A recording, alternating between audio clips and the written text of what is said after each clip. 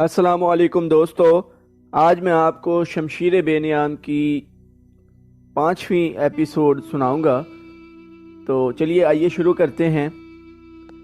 تقریباً تمام مستند مورخین، جن میں ابن ہشام اور واقدی خاص طور پر قابل ذکر ہیں، لکھتے ہیں کہ رسول اللہ صلی اللہ علیہ وآلہ وسلم نے عبداللہ بن جبیر کو واضح الفاظ میں کہا تھا، ہمارا عقب صرف تمہاری بیداری اور مستعدی سے محفوظ رہے گا، تمہاری ذرا سی کوتاہی بھی ہمیں بڑی ذلت آمیز شکست دے سکتی ہے۔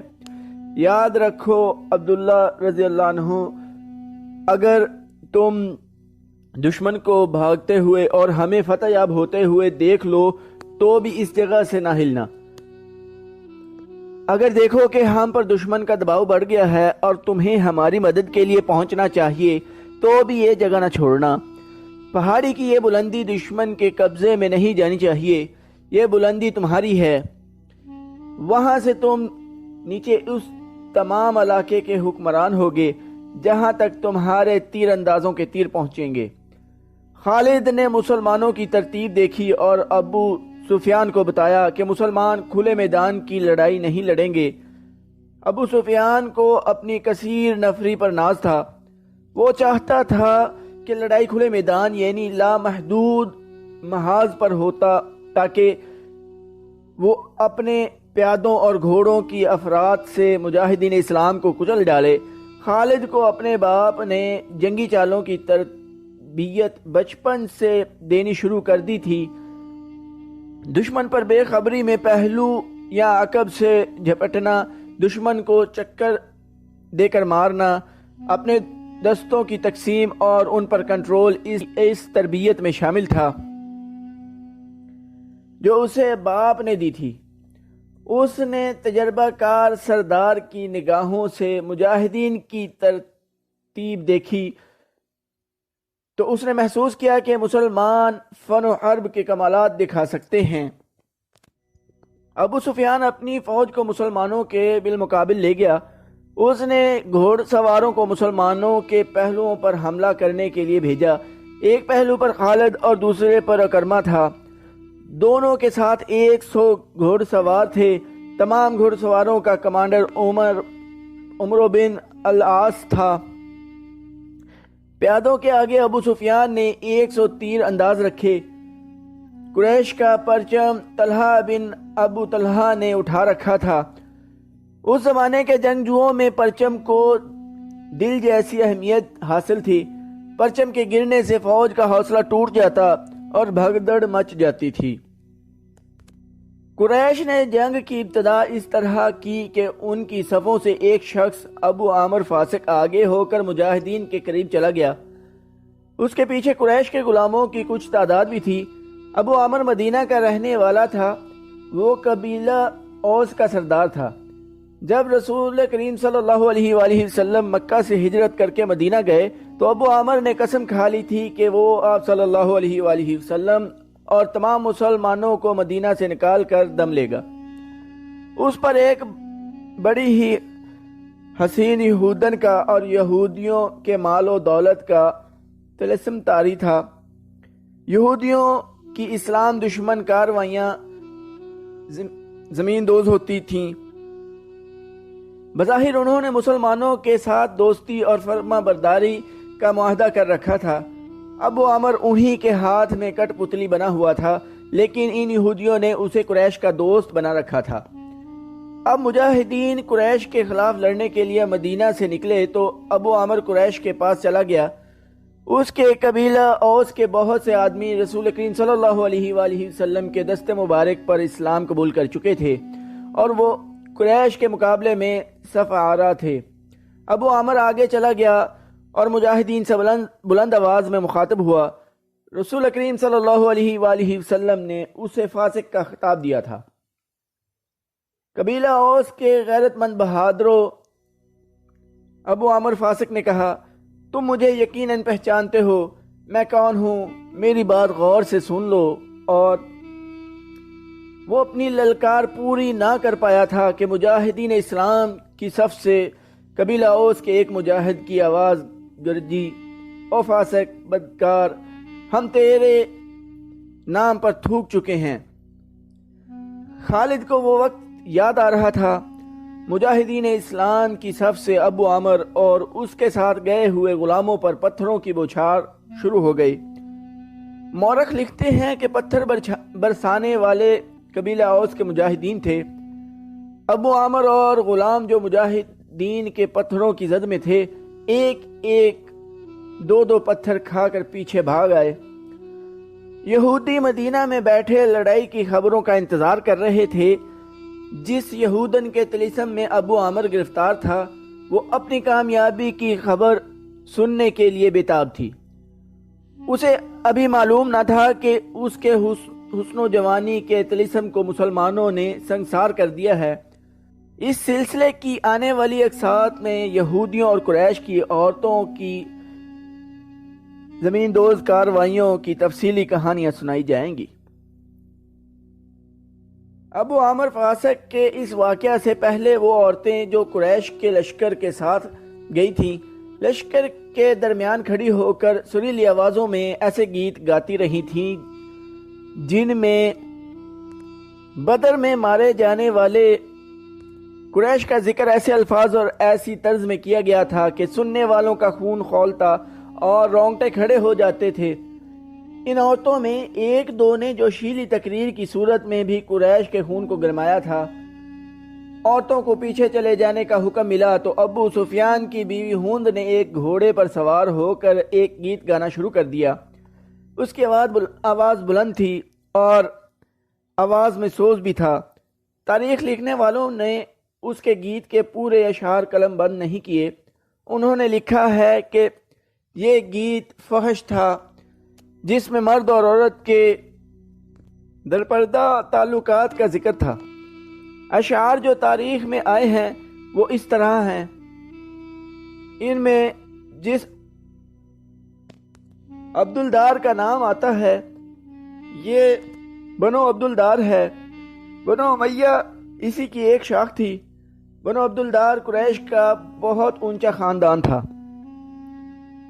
عبدالدار کے سپوتوں، ہمارے گھرانوں کے پاس بانو، ہم رات کی بیٹیاں ہیں، ہم تکیوں کے درمیان حرکت کیا کرتے ہیں، اس حرکت میں لطف اور لذت ہوتی ہے۔ تم دشمن پر چڑھ دوڑے تو ہم تمہیں اپنے سینوں سے لگا لیں گی، تم بھاگ آئے تو ہم تمہارے قریب نہیں آئیں گی۔ اس کے بعد ابو عامر فاسق پر مجاہدین اسلام کی طرف سے سنگ باری ہوئی اور اس کے فوراً بعد قریش نے مجاہدین پر تیر پھینکنے شروع کر دیے۔ مجاہدین نے اس کے جواب میں تیر برسائے۔ خالد اپنے پہلو والے مسلمانوں کے پہلو پر حملہ کرنے کے لیے اپنے 100 سواروں کے ساتھ تیزی سے بڑھا۔ اسے معلوم نہ تھا کہ بلندی پر تیر انداز چھپے بیٹھے ہیں۔ اس کے سوار بے دھڑک چلے آ رہے تھے۔ راستہ ذرا تنگ تھا، سواروں کو آگے پیچھے ہونا پڑا۔ خالد سوچ سمجھ کر اپنے سوار دستے کو اس پہلو پر لایا تھا۔ اپنے باپ کی تربیت کے مطابق اسے بڑی خود اعتمادی سے توقع تھی کہ وہ ہلہ بول کر مسلمانوں کو اس پوزیشن میں لے آئے گا کہ وہ پسپا ہو جائیں گے، اور اگر جم کر نہ لڑے تو قریش کے گھوڑوں تلے کچلے جائیں گے۔ مگر مسلمانوں کے پہلو سے اس کے سوار ابھی دور ہی تھے کہ اوپر سے تیر اندازوں نے اس کے اگلے سواروں کو نہ آگے جانے کے قابل چھوڑا نہ وہ پیچھے ہٹنے کے قابل رہے۔ ایک ایک سوار کئی کئی تیر کھا کر گرا اور جن گھوڑوں کو تیر لگے انہوں نے خالد کے سوار دستے کے لیے قیامت برپا کر دی۔ پیچھے والے سواروں نے گھوڑے موڑے اور پسپا ہو گئے۔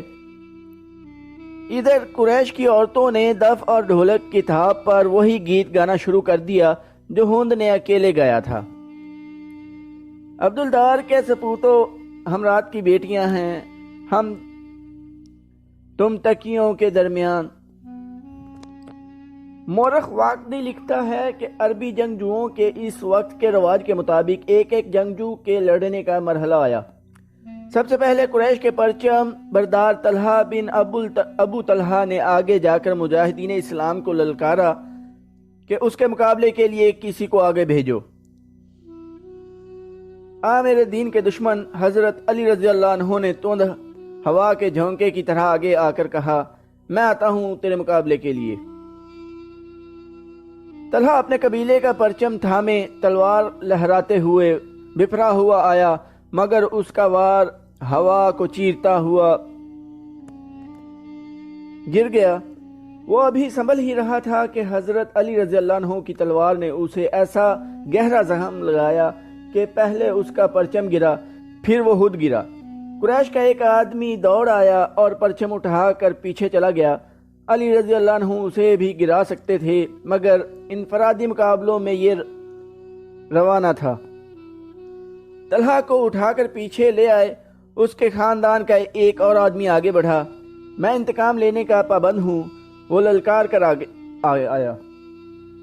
علی رضی اللہ عنہ میری تلوار کی کاٹ دیکھ۔ حضرت علی رضی اللہ عنہ خاموشی سے اس کے مقابلے میں آ گئے۔ دونوں نے ایک دوسرے کی آنکھوں میں آنکھیں ڈالے، ایک چکر کاٹا، پھر ان کی تلواریں اور ڈھالیں ٹکرائیں، اور اس کے بعد سب نے دیکھا کہ حضرت علی رضی اللہ عنہ کی تلوار سے خون ٹپک رہا تھا اور ان کا مد مقابل زمین پر پڑا تڑپ رہا تھا۔ پھر قریش کے متعدد آدمی باری باری للکارتے ہوئے آگے بڑھے اور مجاہدین کے مقابلے میں مرتے گئے۔ قریش کا سالار اعلیٰ ابو سفیان اپنے آدمیوں کو گرتا دیکھ کر غصے سے باولا ہو گیا۔ جنگی دستور کے مطابق اسے انفرادی مقابلے کے لیے نہیں اترنا چاہیے تھا، کیونکہ وہ سالار تھا۔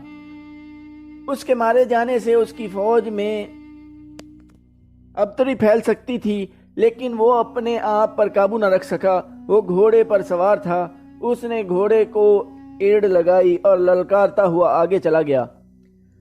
اس کی بیوی ہوند نے اسے جاتے دیکھا تو اپنے اونٹ پر سوار ہو کر آگے چلی گئی اور بڑی بلند آواز سے وہی گیت گانے لگی، جس کے اشعار یہ بھی تھے کہ تم بھاگے آئے تو ہم کہیں اپنے قریب نہیں آنے دیں گی۔ ابو سفیان گھوڑے پر سوار تھا، لیکن اس کے مقابلے کے لیے جو مسلمان آگے آیا وہ پیادہ تھا۔ تاریخ اسے حنظلہ بن ابو عامر کے نام سے یاد کرتی ہے۔ ابو سفیان کے ہاتھ میں لمبی برچھی تھی۔ کسی کو بھی توقع نہیں تھی کہ تلوار والا پیادہ برچھی والے گھوڑ سوار سے زندہ بچ جائے گا۔ ابو سفیان کا گھوڑا حنظلہ پر سرپٹ دوڑتا آیا۔ ابو سفیان نے برچھی تول کر بھرتاک کر ماری، لیکن حنظلہ پھرتی سے ایک طرف ہو گیا۔ اس طرح 3 مرتبہ ہوا۔ تیسری مرتبہ ابو سفیان کا گھوڑا نکل گیا تو حنظلہ اس کے پیچھے دوڑ پڑا۔ گھوڑا رک کر پیچھے کو مڑا تو حنظلہ اس تک پہنچ چکا تھا۔ ابو سفیان اسے دیکھ نہ سکا۔ حنظلہ نے گھوڑے کی اگلی ٹانگوں پر ایسا زوردار وار کیا کہ گھوڑا گر پڑا۔ ابو سفیان دوسری طرف گرا۔ حنظلہ اس پر حملہ کرنے کو آگے بڑھا تو ابو سفیان گرے ہوئے گھوڑے کے ارد گرد دوڑ دوڑ کر اپنے آپ کو بچانے لگا، اور اس کے ساتھ ہی اس نے قریش کو مدد کے لیے بلایا۔ قریش کا ایک پیادہ دوڑا آیا۔ مسلمان اس غلط فہمی میں رہے کہ یہ آدمی ابو سفیان کو اپنے ساتھ لے جائے گا، لیکن اس نے بے اصولی کا مظاہرہ کیا، پیچھے سے حنظلہ پر وار کر کے اسے شہید کر دیا۔ ابو سفیان اپنی صفوں میں بھاگ گیا۔ آخری مقابلے کے لیے قریش کی طرف سے عبد الرحمن بن ابو بکر آیا۔ مورخ واقدی نے یہ واقعہ اس طرح بیان کیا ہے کہ عبد الرحمن بن ابو بکر کی للکار پر اس کے والد حضرت ابو بکر رضی اللہ عنہ، جو اسلام قبول کر کے رسول اللہ صلی اللہ علیہ وآلہ وسلم کے ساتھ تھے، تلوار نکال کر اپنے جوان بیٹے کے مقابلے کے لیے نکلے۔